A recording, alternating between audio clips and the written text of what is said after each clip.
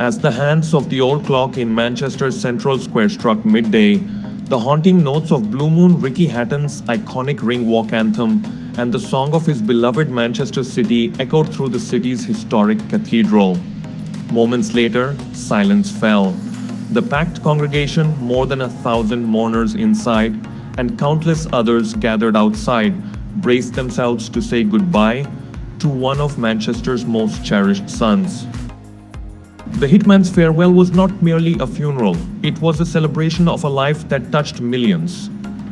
A working class hero whose grit, humor, and heart made him a champion far beyond the boxing ring.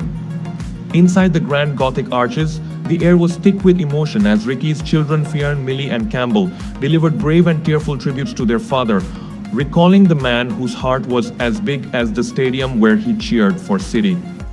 Among the mourners sat an extraordinary congregation of champions.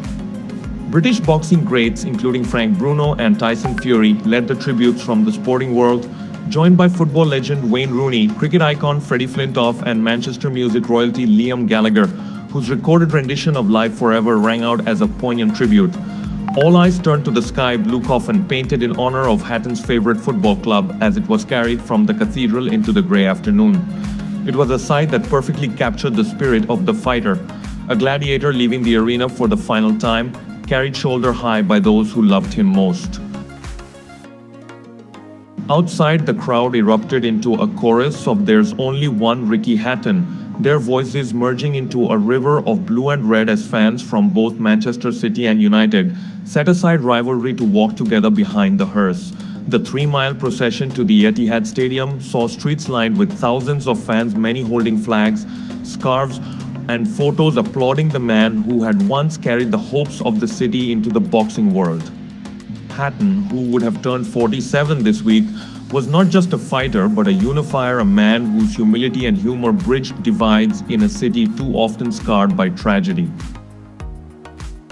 As tributes poured in, many reflected on his struggles outside the ring, his battles with depression and self-doubt following defeats to Floyd Mayweather Jr. and Manny Pacquiao. Yet even in his darkest moments, Hatton remained an emblem of resilience, honesty, and humanity.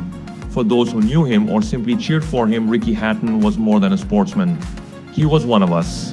A local lad who made it big but never lost touch with his roots, who shared pints and laughter in the same pubs where fans now gathered to remember him. The service closed with a message that summed up his legacy. Though gone too soon, Richard John Hatton, MBBE, remains a gift to Manchester and to the sport of boxing. A fighter, a father, a friend. The hitman's final bell may have rung, but his spirit will live forever,